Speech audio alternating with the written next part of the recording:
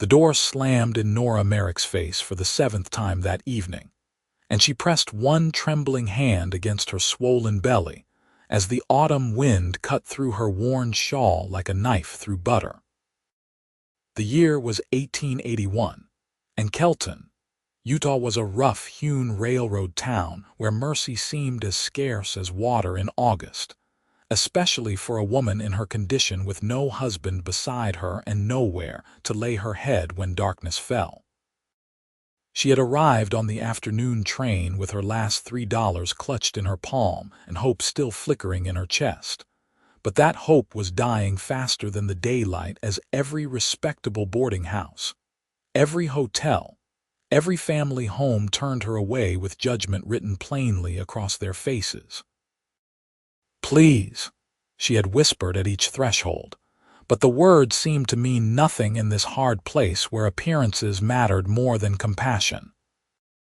The whispers had already started spreading through town about the pregnant woman traveling alone, the widow with no proof of her marriage except a thin gold band, and a story that nobody wanted to believe. Her husband Thomas had died 3 months ago in a mining accident in Nevada, and his family had turned her out without a penny, claiming she had trapped their son into marriage, and that the baby she carried was probably not even his. The lies had cut deeper than any blade, but worse than the lies was the cold reality that she had nowhere to go and winter was coming fast. Nora stumbled down the rutted main street as the gas lamps flickered to life one by one, casting long shadows that seemed to mock her desperate situation. Her feet ached in her worn boots, and her back throbbed with the weight she carried. The baby kicked against her ribs as if protesting this endless walking, this search for shelter that seemed more hopeless with each passing moment. She could see curtains twitching in windows as people watched her struggle past, but not one door opened in invitation. The wind picked up as she reached the edge of town, where the buildings grew more scattered and the respectability grew thinner. She was running out of options and running out of strength. The boarding house keeper had told her flatly that no decent establishment would take in a woman in her condition, without a husband present. And the hotel manager had looked at her with such disgust that she had fled before he could finish his cruel assessment of her character. Even the minister's wife had turned her away with pursed lips and cold eyes, suggesting that perhaps Nora should have thought about her situation before finding herself in it. Tears stung her eyes, but she refused to let them fall. She had cried enough in the past 3 months to fill the Great Salt Lake, and crying would not find her a warm place to sleep or food to fill her empty stomach. The baby kicked again, more insistent this time, and she wrapped both arms around her middle as if she could somehow protect her unborn child from the harsh world that was already showing its teeth. She found herself on a narrow street she had not tried yet, where a few modest homes sat behind weathered fences. Most were dark already, families settled in for the evening meal and the comfort of their own hearth fires. But one house at the very end showed lamplight in the windows, a warm golden glow that seemed almost welcoming compared to the cold darkness everywhere else. It was a simple structure, well-maintained but not fancy, with a small barn out back and a hitching post by the gate. Nora hesitated at the fence, her hand resting on the rough wood. She had been turned away so many times already that the thought of facing another rejection made her want to sink down in the dirt and simply give up. But the alternative was spending the night on the street, and she could not do that to her baby. So she gathered what remained of her courage and pushed through the gate, walking up the path to the front door on legs that shook with exhaustion and fear. She raised her hand to knock but paused, suddenly aware of how she must look with her travel-stained dress and wild hair escaping from its pins.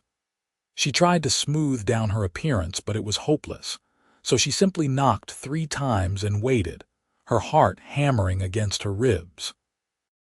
The door opened after a moment, and a man stood there backlit by the warm glow from inside. He was tall and broad-shouldered, probably in his late 20s, with dark hair that needed cutting and eyes the color of strong coffee.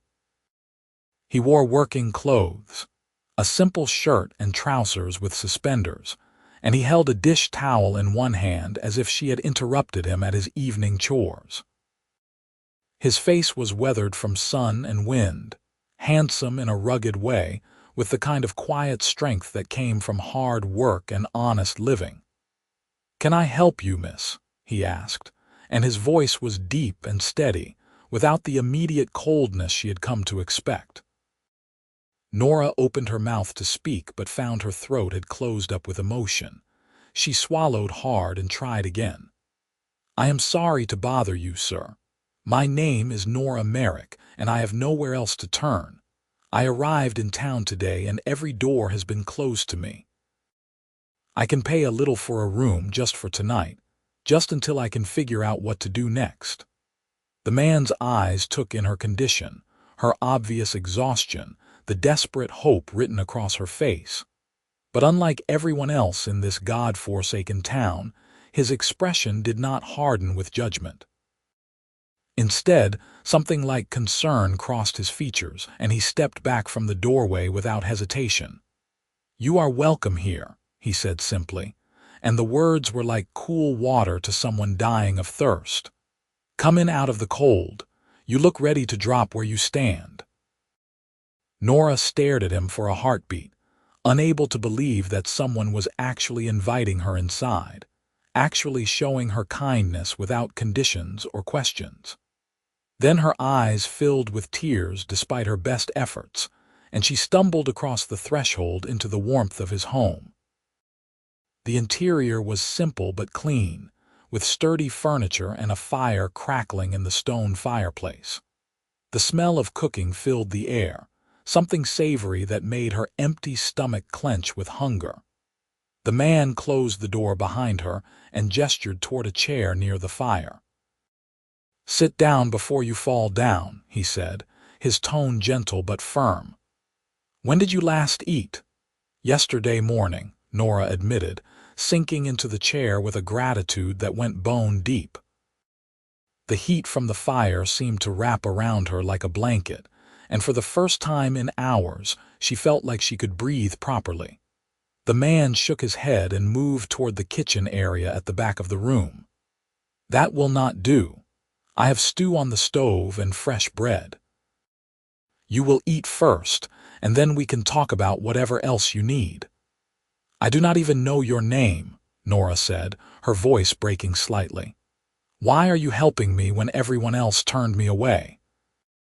He looked back at her from where he was ladling stew into a bowl, and his dark eyes were steady and kind. "My name is Aaron Anderson, and I am helping you because it is the right thing to do.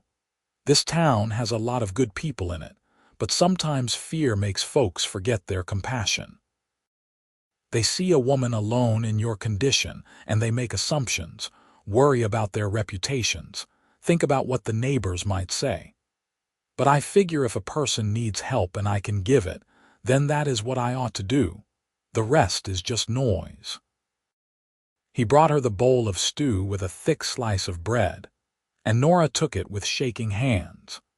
The food was simple but delicious, rich with vegetables and tender meat, and she had to force herself to eat slowly instead of wolfing it down like a starving animal. Aaron sat down across from her with his own bowl and ate in companionable silence, not pressing her with questions or demanding explanations. When she had finished every drop and wiped the bowl clean with the last of the bread, Nora finally felt strong enough to tell her story. She explained about Thomas, about their marriage in Nevada 6 months ago, about how happy they had been despite having so little. She told him about the mine collapse that had killed her husband and 5 other men, about how his family had blamed her and cast her out, about how she had used her last money to buy a train ticket to Utah because she had an aunt who lived in Salt Lake City, and she had hoped to find work along the way. But I did not expect the baby to come so soon, she said, resting her hand on her belly.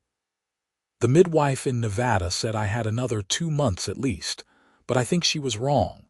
I have been having pains all day, not regular yet, but strong enough to make me think my time is closer than I thought. I was hoping to find a place to stay here for a week or two, to rest and save a bit of money before continuing on, but nobody will take me in. Aaron listened to all of this with a serious expression, his jaw tight with what might have been anger at how she had been treated. When she finished, he set down his bowl and leaned forward with his elbows on his knees. "You are not going anywhere in your condition," he said firmly. "And you are certainly not traveling on to Salt Lake City until after that baby is born and you are strong enough for the journey. I have a spare room upstairs that you can use for as long as you need it. I will not take any payment. You keep what money you have for when you do travel on." "I cannot possibly accept such charity," Nora protested, even though her heart leaped at his offer. "You have already been so kind, feeding me and giving me shelter for the night, but I cannot impose on you for weeks. What would people say? You are an unmarried man, are you not? I do not want to damage your reputation." Aaron stood up and collected their bowls, carrying them to the wash basin. "I am unmarried, yes. My wife died 2 years ago in childbirth along with our daughter, so I know something about loss and being alone. As for what people will say, let them say whatever they want. I know the truth and so will you, and that is all that matters. I will not turn a pregnant woman out into the cold because I am worried about gossip." The mention of his dead wife and child explained the sadness that seemed to linger behind his kind eyes, and Nora felt her throat tighten with sympathy. "I am so sorry for your loss," she said quietly. "That must have been unbearable." "It was," Aaron admitted, scrubbing the bowls with more force than necessary. "But life goes on even when you think it cannot. I have my work at the railroad and this house and my horses. I keep busy. And now I have someone who needs help, which gives me a purpose beyond just getting through each day. So you will stay and we will not argue about it anymore." "Agreed." Nora found herself smiling despite everything, warmed by his gruff kindness. "Agreed," she said. "Thank you, Aaron. You have no idea what this means to me." "I think I do," he said, turning to look at her with those steady dark eyes. "Now let me show you to your room so you can rest properly. You look like you have not slept in a week." The room upstairs was small but comfortable, with a real bed covered in quilts and a window that looked out over the backyard. There was a washstand with a pitcher and bowl, and Aaron brought up a lantern and an extra blanket. He also brought her a clean nightgown that must have belonged to his late wife, and though Nora hesitated to take it, he insisted. "She would have wanted someone to use her things," he said simply. "No sense in them sitting in a trunk gathering dust when you need them." That night, Nora slept better than she had in months, warm and safe and fed, with the knowledge that she was not alone anymore. She woke once in the darkness to another pain across her belly, stronger than before, but it passed, and she drifted back to sleep with one hand resting protectively over her baby. When morning came, she woke to the smell of coffee and frying bacon. She dressed carefully in her own clothes, which she had hung up to let the wrinkles fall out, and made her way downstairs to find Aaron already up and making breakfast. "I hope you are hungry," he said when he saw her. "I tend to cook too much out of habit. It is hard to remember I am only feeding myself these days." "I am starving," Nora admitted, and they sat down together to eat eggs and bacon and fried potatoes. The morning light streaming through the windows made everything seem even more real, and Nora felt a rush of gratitude so strong it made her dizzy. Over the next few days, they fell into an easy routine. Aaron would leave early for his work at the railroad yard, where he served as a supervisor, and Nora would spend the day resting and doing small chores around the house to feel less like a burden. She mended his shirts and cooked his dinner and tried to make herself useful, even though her growing belly made everything more difficult. The pains came and went, sometimes strong enough to make her gasp, but they were still irregular, and the baby seemed content to stay put for now. Aaron was a quiet man, not given to unnecessary words, but Nora found that his silence was comfortable rather than awkward. In the evenings, they would sit by the fire and talk about small things. Or sometimes, he would read aloud from one of his books while she knitted baby clothes from yarn he had bought for her in town. He never made her feel like an imposition, never looked at her with anything but respect and kindness, and slowly the knot of fear and desperation in her chest began to loosen. The town, however, was not so accepting. When Nora ventured out to the general store one afternoon to buy thread, she felt the weight of disapproving stares following her everywhere. Women whispered behind their hands, and shopkeepers served her with tight lips and cold efficiency. Word had spread that she was staying with Aaron Anderson, and the gossip mills were working overtime. Mrs. Garrison, the hotel keeper's wife, cornered her near the fabric display. "I do hope you know what you are doing, Miss Merrick," she said in a voice dripping with false concern. Or should I say Mrs. Merrick, though I understand there is some question about that. Living alone with a man in your condition, it is simply not proper. Poor Mr. Anderson does not seem to understand what people will think. Nora felt her cheeks burn with anger and humiliation.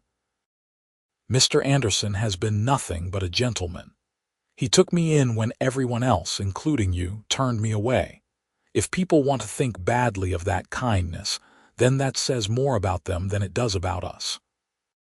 She left the store with her head high but her hands shaking, and when she got back to Aaron's house, she found herself crying angry tears in the kitchen. Aaron came home early that day and found her still upset. When she told him what had happened, his jaw clenched and his eyes went hard. "I will speak to Mrs. Garrison," he said. "She has no right to harass you." "No," Nora said quickly, grabbing his arm. "Please do not. It will only make things worse. I can bear their judgment as long as I have a safe place to come back to. Your kindness is worth more than their approval." Aaron looked down at her hand on his arm, and something shifted in his expression. He covered her hand with his own, his palm warm and calloused from work. "You should not have to bear their judgment at all. You have done nothing wrong." Sometimes I think this town has forgotten what Christian charity actually means. They stood there for a moment, hands touching, and Nora felt something flutter in her chest that had nothing to do with the baby. She looked up at Aaron's face, at the concern written there, and realized that somewhere in the past week she had started to care for this quiet, kind man who had opened his door when everyone else had closed theirs. She pulled her hand back, suddenly nervous. "I should start dinner," she said, and Aaron nodded and stepped away, but the air between them felt charged with something new and fragile. That night the pain started in earnest, waking Nora from sleep with a grip so strong she cried out before she could stop herself. She lay in the darkness breathing hard, and when the next one came a few minutes later she knew that her time had come. The baby was not going to wait any longer. "Aaron," she called out, trying to keep her voice steady but hearing it shake anyway. "Aaron, I need help." His door opened immediately and he appeared in her doorway still pulling on his shirt, his hair standing up on one side from sleep. "What is wrong?" "The baby is coming," Nora said, and another pain rolled through her, making her gasp and curl onto her side. "I am sorry. I know it is the middle of the night, but I think it is happening fast." Aaron did not panic or freeze up.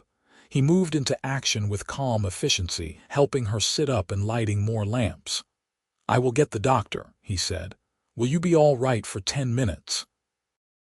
Nora nodded, even though she was terrified, and Aaron pulled on his boots and coat and ran out into the night. The pains kept coming, faster and harder, and Nora focused on breathing through them and trying not to be afraid. She had lost Thomas and been cast out by his family and rejected by this whole town, but she had survived all of it. She would survive this too. Aaron returned with Dr. Fletcher, an older man with gray whiskers and gentle hands who had delivered half the babies in Kelton. He examined Nora and announced that she was progressing quickly and the baby would be here before dawn. Aaron wanted to leave to give her privacy, but Dr. Fletcher told him to stay. She will need someone to hold on to, the doctor said practically. And you have been through this before, even if it ended badly. You know what to expect. So Aaron stayed, sitting beside the bed and letting Nora grip his hand hard enough to bruise as the pains grew stronger and closer together. He wiped her forehead with a cool cloth and spoke to her in that steady, calm voice, telling her she was doing well, that she was strong, that it would be over soon. The baby finally came just as the first light of dawn was breaking over the mountains, and Nora heard a cry that was the most beautiful sound in the world. Doctor. Fletcher wrapped the infant in a blanket and placed the bundle in her arms, and Nora looked down at her son with tears streaming down her face. He is perfect, she whispered, touching the tiny face with one trembling finger. Thomas, I will call him Thomas after his father. She looked up at Aaron and saw that his eyes were bright with tears too, his hand still holding hers. Thank you, she said, for everything, for being here, for not leaving me alone. I would not have been anywhere else, Aaron said roughly, and the emotion in his voice made her heart clench. Dr. Fletcher cleaned up and gave Nora instructions for caring for the baby, then left with a promise to check on them in a few days. Aaron made breakfast and brought it up to Nora on a tray, and she ate one-handed while the baby slept in the crook of her other arm. Exhaustion was pulling at her like a tide, but she was too happy to care. You should rest, Aaron said, taking the tray away. I will stay home from work today in case you need anything. You do not have to do that, Nora protested, but Aaron just shook his head. I want to, he said simply, and left her to sleep. The days that followed were a blur of feedings and diaper changes and sleepless nights. Aaron helped with everything, seemingly unfazed by the reality of a newborn in the house. He walked the floor with little Thomas when the baby cried, and he boiled water for washing clothes, and he ran to the store for supplies. Nora watched him with the baby and felt her heart expanding in ways she had not thought possible. She had loved Thomas, her husband, with the passionate intensity of young love. But what she was feeling for Aaron was different, deeper, like roots growing down into solid ground. He made her feel safe in a way she had never felt before, not just physically but emotionally. He saw her at her worst, exhausted and milk-stained and overwhelmed, and he never looked at her with anything but respect and care.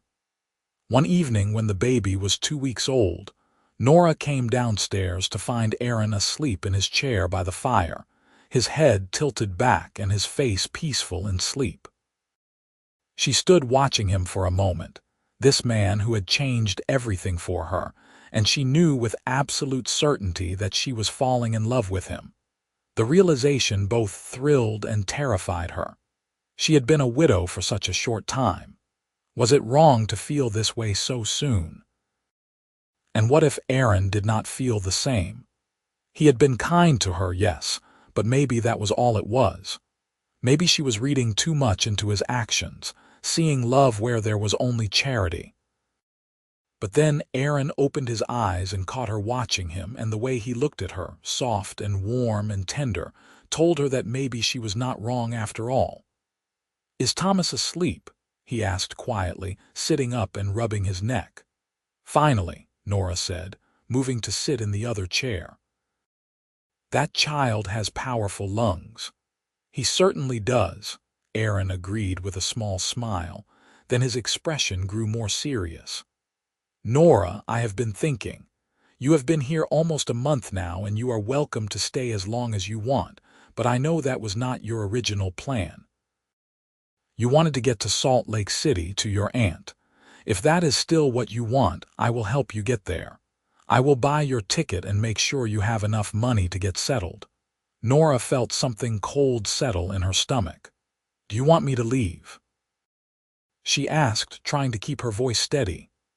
No, Aaron said immediately, leaning forward.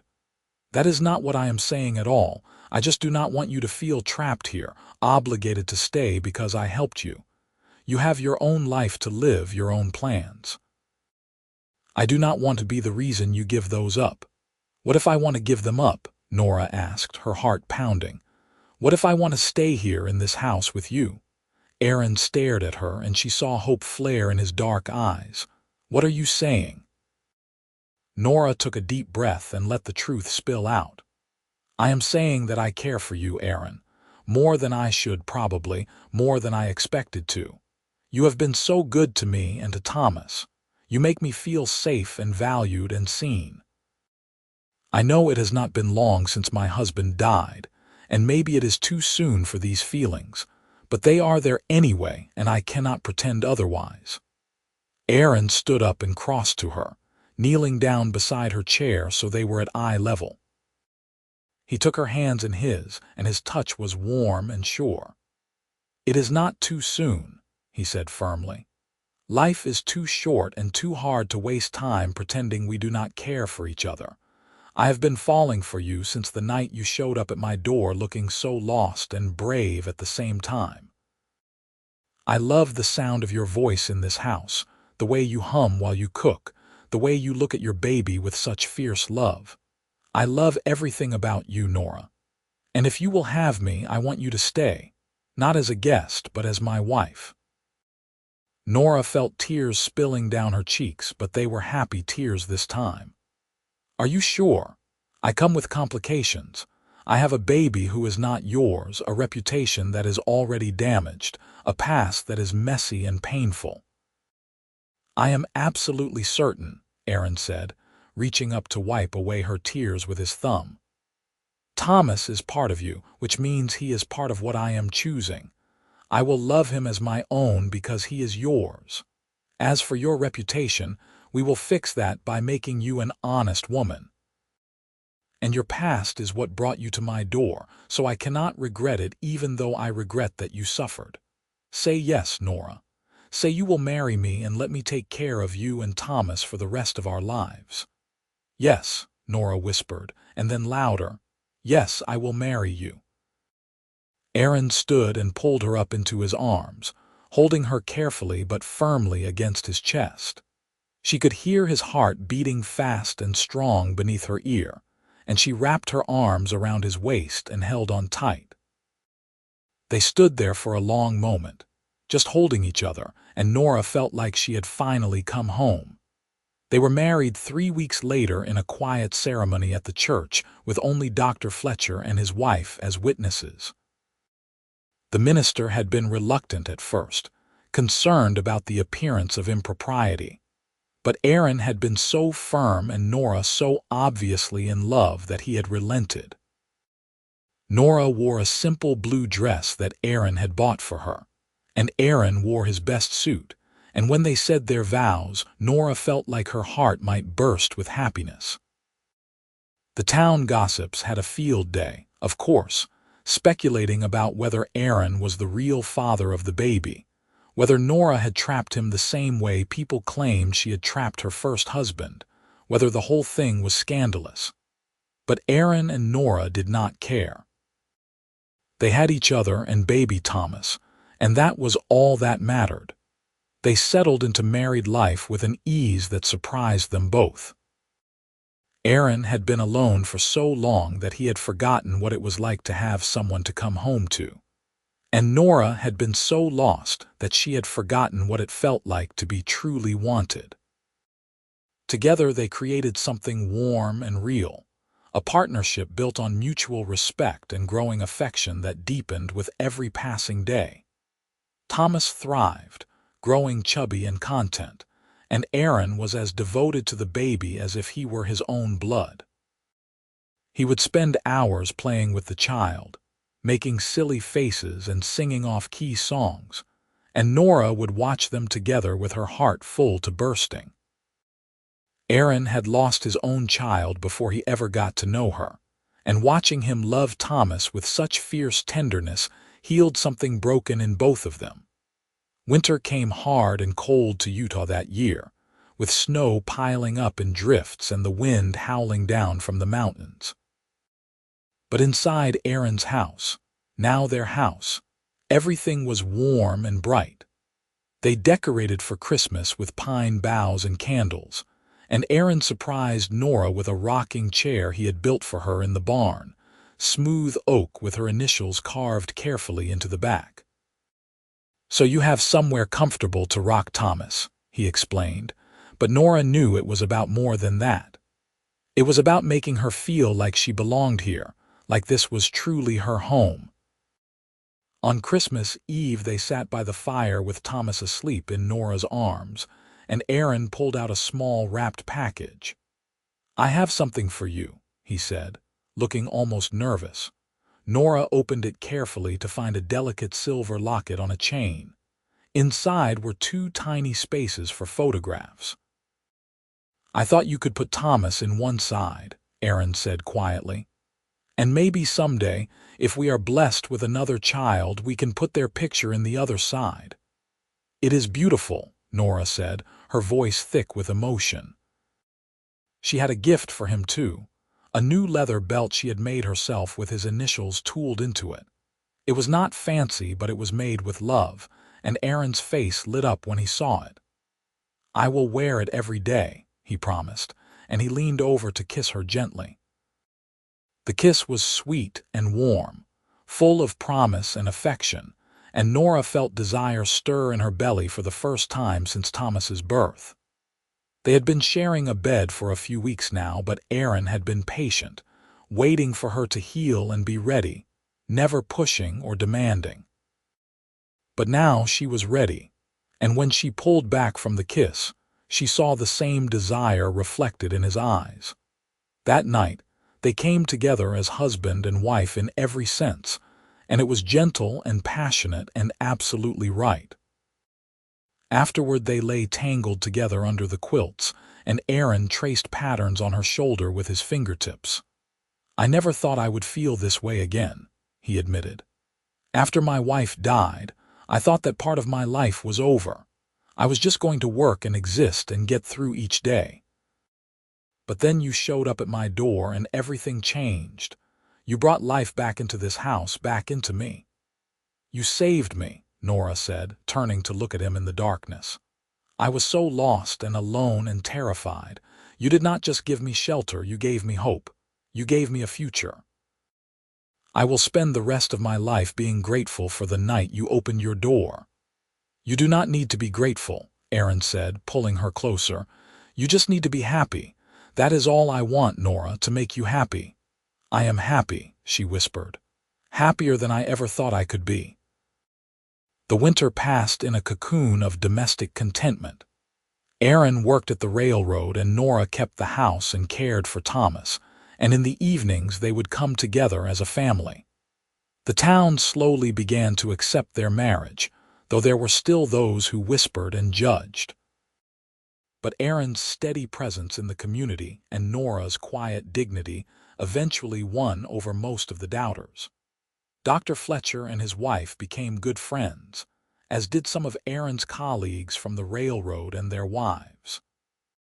Spring came with a rush of green and the sound of running water as the snow melted.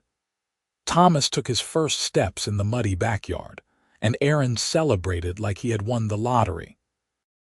Nora planted a garden with vegetables and flowers, and every evening she would walk through it with Thomas on her hip, pointing out the growing plants and dreaming about the summer harvest.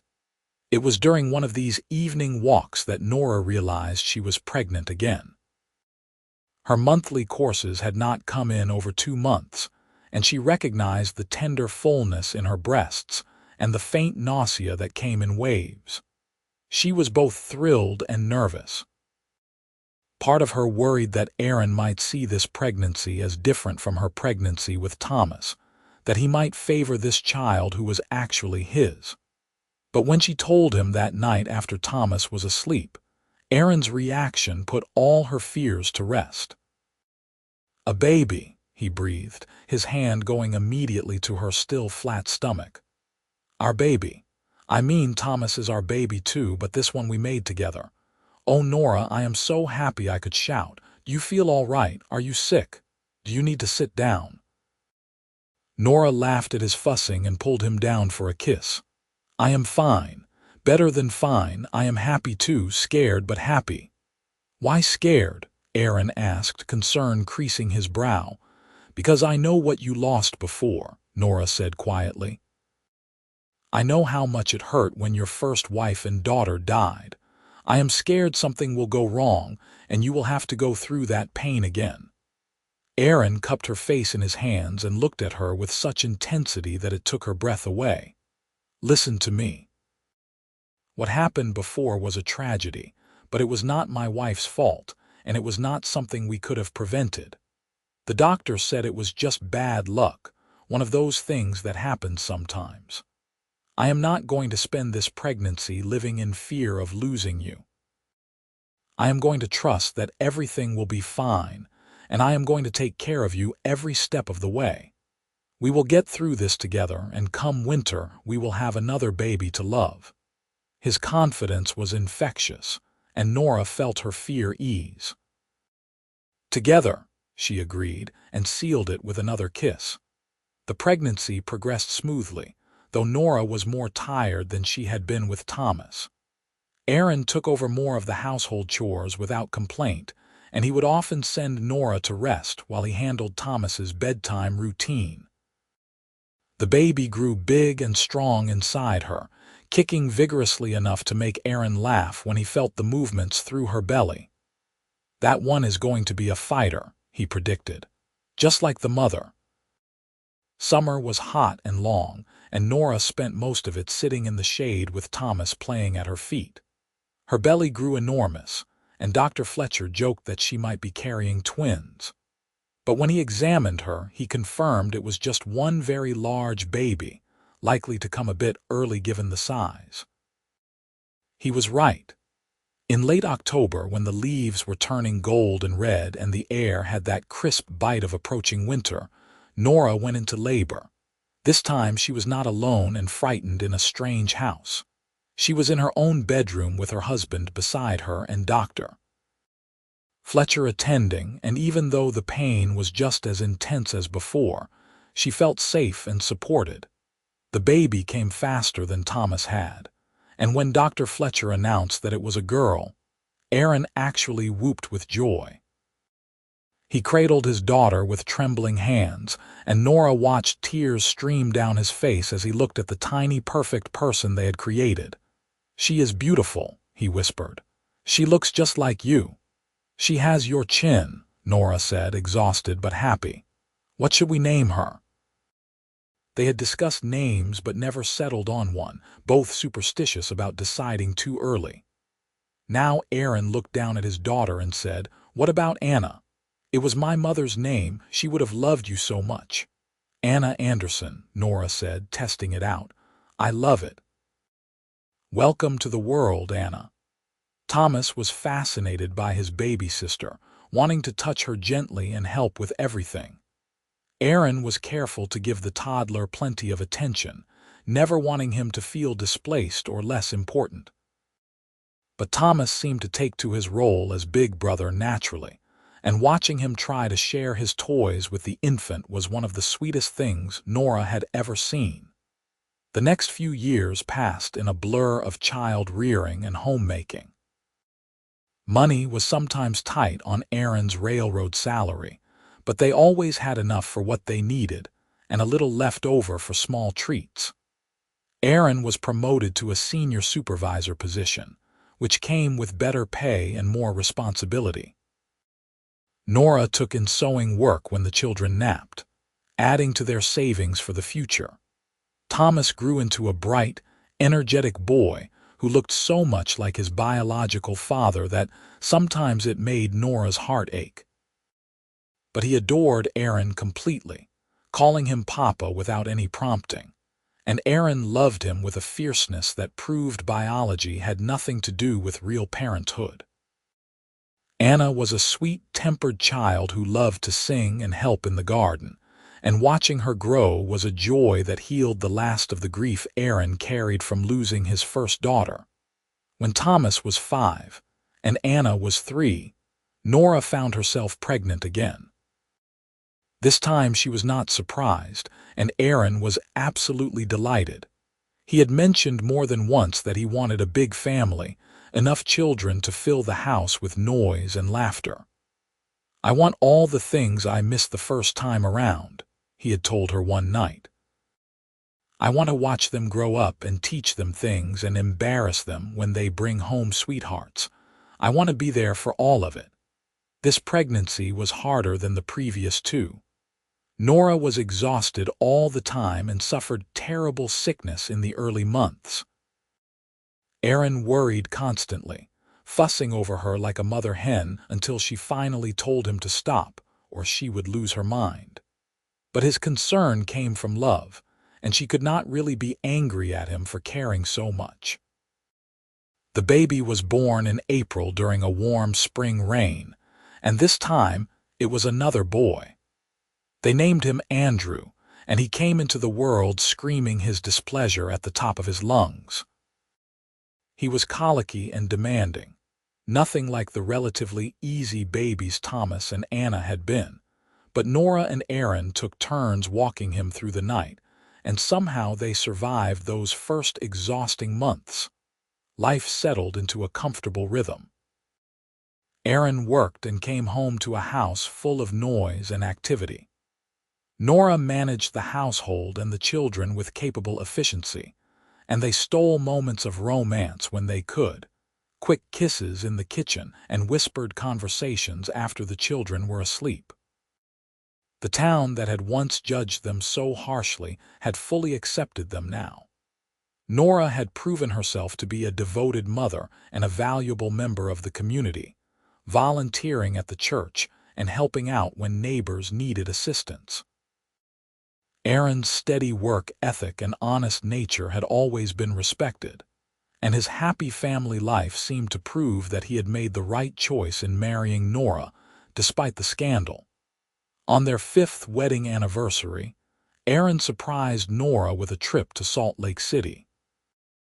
They left the children with Dr. Fletcher and his wife, who had become like surrogate grandparents to them, and took the train to the city for 3 whole days of being just the two of them. They stayed in a nice hotel and ate in restaurants, and walked through the busy streets hand in hand like young sweethearts.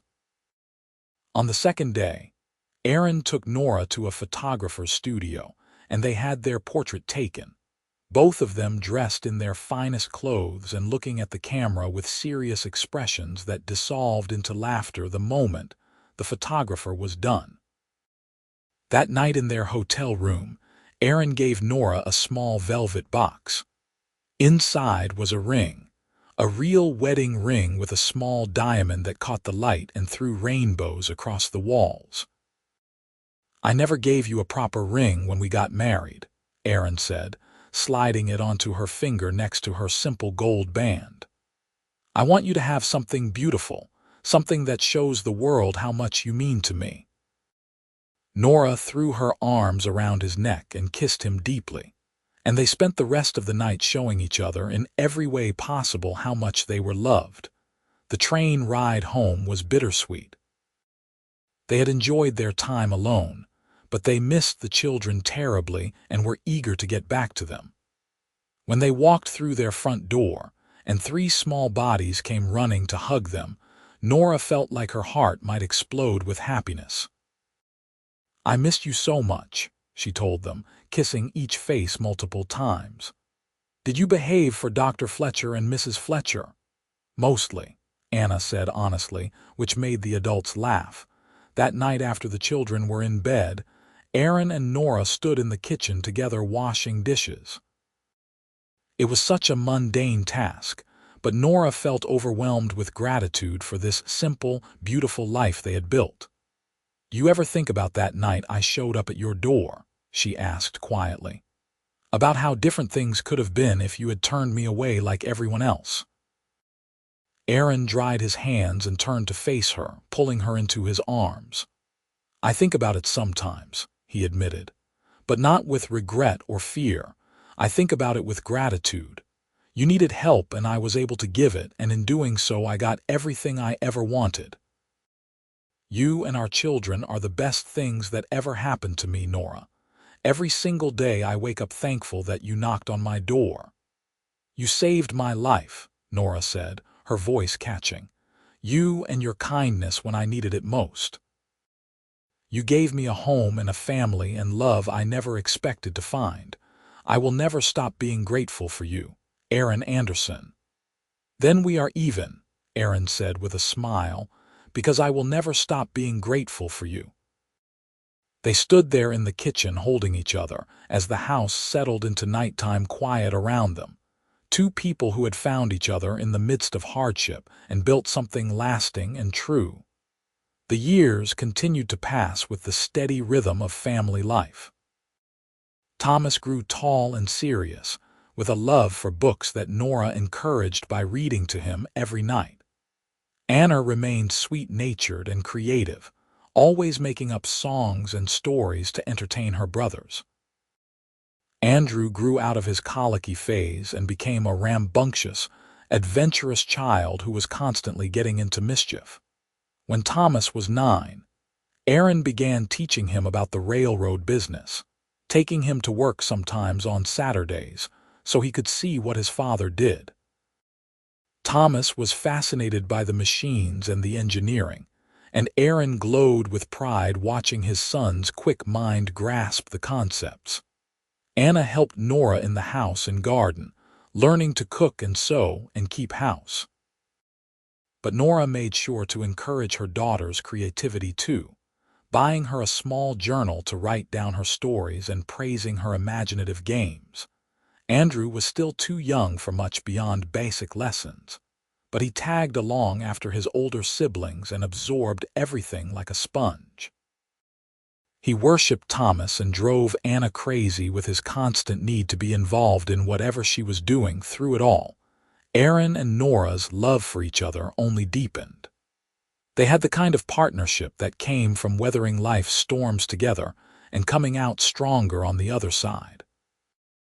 They knew each other's moods and needs without words, could finish each other's sentences, made each other laugh even on hard days.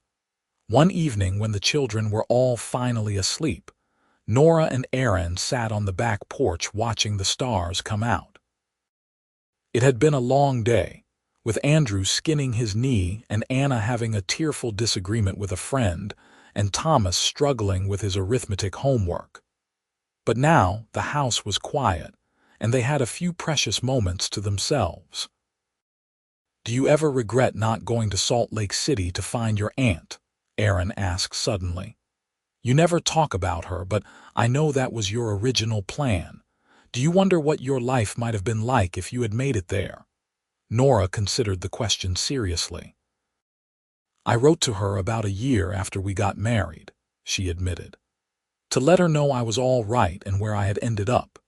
She wrote back saying she was glad I was safe, but that she did not have room for me anyway, that she had been planning to turn me away if I had showed up on her doorstep. So I guess fate put me exactly where I was supposed to be."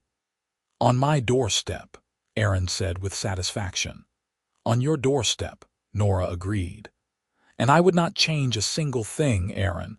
This life we have built together is more than I ever dreamed of when I was lost and alone and scared.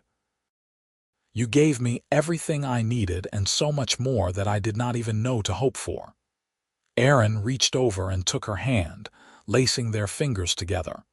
"We gave each other what we needed," he corrected. "I was just going through the motions of living before you arrived." You brought joy back into my life, gave me a reason to look forward to tomorrow. We saved each other, Nora." They sat in comfortable silence for a while longer, and Nora thought about all the years that stretched ahead of them. There would be challenges, certainly. Raising children was never easy, and life had a way of throwing unexpected difficulties at people. But she knew with absolute certainty that whatever came, they would face it together. As the children grew older, the house became less chaotic, but no less full of love. Thomas eventually went to work for the railroad alongside his father, and Aaron burst with pride the first time someone referred to them as the Anderson men.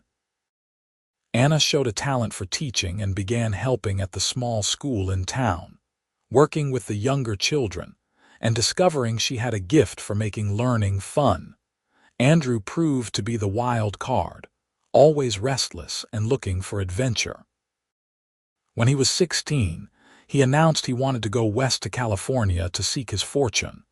And though it broke Nora's heart a little, she and Aaron gave him their blessing and enough money to get started. "You gave me a chance when I needed one," Nora reminded Aaron when he worried about letting their youngest son go off on his own. "We have to trust that we raised him right and that he will make good choices." Andrew wrote regularly, his letters full of excitement about the places he was seeing and the things he was doing. He eventually settled in San Francisco and found work on the docks, and though he was far away, Nora was glad he was happy and pursuing his dreams. Thomas married a nice young woman named Sarah when he was 22, and they built a house just down the street from Aaron and Nora. Within a year, they had made Aaron and Nora grandparents with the birth of a baby boy they named Aaron after his grandfather. Nora cried when she held her grandson for the first time, overwhelmed by the continuation of the family they had built. Anna married at 20 to a schoolteacher from Salt Lake City, and though Nora was sad to see her daughter move away, she was glad Anna had found someone who valued her intelligence and creativity. They visited regularly, and Anna eventually had 3 daughters who adored their grandmother and loved to hear stories about the old days. As the years passed and Nora's hair turned gray and Aaron moved a bit slower, they would often sit together in the rocking chairs on the porch and reflect on their life. They had been married for over 30 years, had raised 3 children and were now watching their grandchildren grow, and through it all their love had remained constant and true. "You remember the first thing you said to me?" Nora asked one summer evening when they were both in their 60s. "The night I knocked on your door, 'You are welcome here,'" Aaron said immediately. "I remember everything about that night, how scared you looked, how brave you were trying to be, how I knew the moment I saw you that I could not turn you away." "Did you really know?" Nora asked. "That I was going to change your life?" "Not right away," Aaron admitted. "But somewhere in those first few days, watching you try so hard to be strong even though you were exhausted and terrified, I started to realize that you were special. And by the time Thomas was born and I saw you looking at him with so much love, I knew I was done for. I was completely in love with you, and all I could do was hope you might someday feel the same way about me." "I fell in love with you so fast it scared me," Nora confessed. "I thought it was too soon, that I was being disloyal to my first husband's memory. But loving you never diminished what I felt for Thomas. It was just different, deeper, more grounded. You showed me what real partnership looked like, what it meant to be cherished and valued every single day." They sat holding hands as the sun set in brilliant oranges and purples, painting the Utah sky in colors that never got old no matter how many times they saw them. Inside the house, they could hear Sarah helping clean up from dinner while little Aaron played on the floor, and the sounds of family filled Nora with contentment. "We did good, did not we?" Aaron said quietly. "With our life, with our children, with everything we built together." "We did better than good," Nora said firmly. "We did amazing. Against all odds, despite everything that tried to tear us down, we created something beautiful and lasting. We made a real home, Aaron. We made a real family." "You are welcome here," Aaron said again, bringing her hand to his lips to kiss it gently. "That is still true, you know. After all these years, you are still welcome here. You will always be welcome here."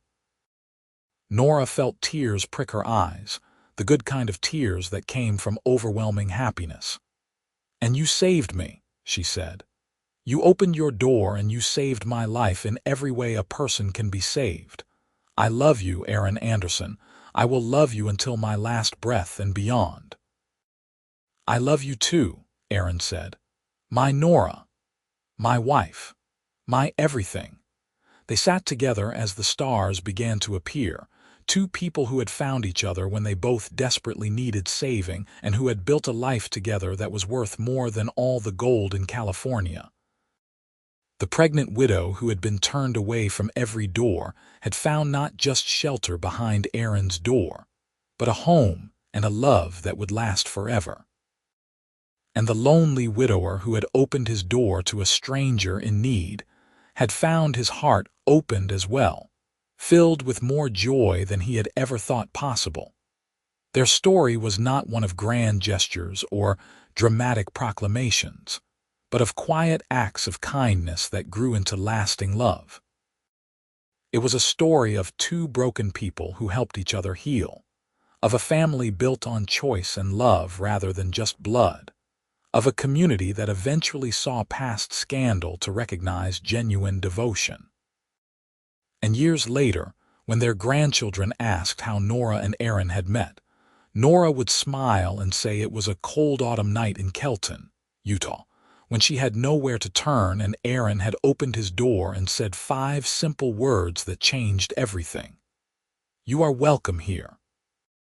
Those words had meant shelter and safety, but they had also been the beginning of a love story that would last a lifetime and ripple out through generations.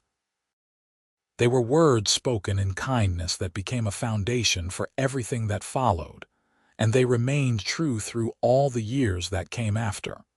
A promise kept every single day until death finally parted them in their old age, peacefully and together, having lived a life full of purpose and meaning, and most importantly, love.